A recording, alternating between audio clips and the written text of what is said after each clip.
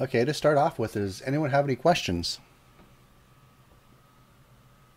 Of course, it doesn't have to be tutorial related. It could just be Unity or game development related in general.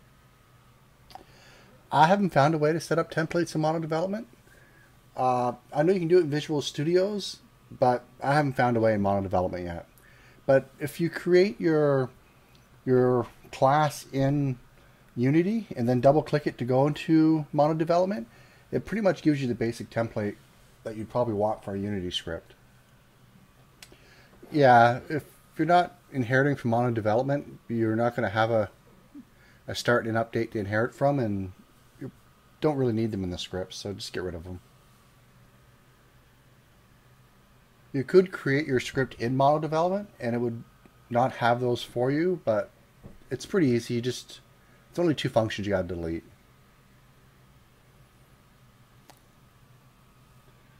Okay, I guess we'll go on to the live show. And we had one question in the forums. And I don't remember exactly what it was. I've already answered in the forums, but to save people the trip. Okay, there was 2 questions. Okay, so the first question was, I was thinking about the time in the base classes for items. I type it, but also try to watch it live if I don't have a lot of lag. And potions can be 2 times, one for how long it lasts and one for cooldown. I like the cooldown timer for the attack in tutorial 10. And magical spells is the same. You have a timer for the spell duration, the timer for the cooldown. During cooldown, can't use that spell. Okay. So my question is, are you going to have timers in the base classes, or are you going to add them later?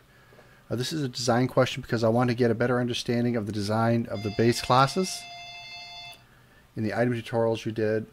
Okay, let me just quickly check, see what that is. I've got to get it, unfortunately. Hang on. Okay, so the basic question is about a cooldown timer for the spells and potions. The way I'm going to have it is you'll have this item in your backpack. So it's going to be, picture, you have this little icon of a potion. You can just double click it to use it. And it's going to take its buff timer and add it to a new class we're going to make, which is just a container. And it just holds all your buffs in it. And when it adds it to it, it tells it what its buff timer is, or the buff time. So basically how long it lasts. Now, when I do mine, I'm going to do it in seconds. So let's say this buff lasts 60 seconds. So it adds it to that list of buffs that we have, and it tells it that this thing lasts 60 seconds, and then it'll get its own cooldown timer in there, and it just simply counts down there. So there was no point in adding them to our buffable items class or our potions class, or which I switched over to consumables. I don't think everything's going to have a cooldown timer. For instance, potions that heal you, they don't have a cooldown timer, they just heal you. But I hope that answers the question enough for everyone. Are there any other questions in the IRC channel? Spells. Next, we're going to be doing after this week. Well, this week we're going to do day-night cycles because a lot of people have been asking about it. It wasn't something I had planned until the second set of tutorials, but I've received so much email about it, I've decided just to add it to the basic set. After that, I want to redo our camera controls. I don't really like the one that comes with Unity. Then movement for our players and our mobs. And then after that, I'll probably do items, but I haven't decided after that. So next is day-night cycle, then camera controls, then player movement, and then I haven't got anything exactly planned after that sequence. Spells will probably be the last part of combat. So we'll probably revisit the melee combat. And ranged combat's pretty much the same as melee combat. It's just you have a ranged component to it. And then after that, we'll have to get into spells. And I still have to fit in the rest of our inventory system. Do I know a good particle designer editor?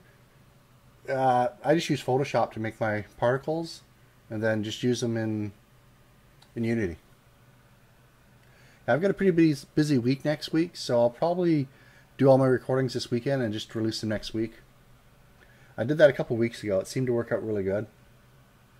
Instead of just dumping out, a bunch of tutorials all in one day.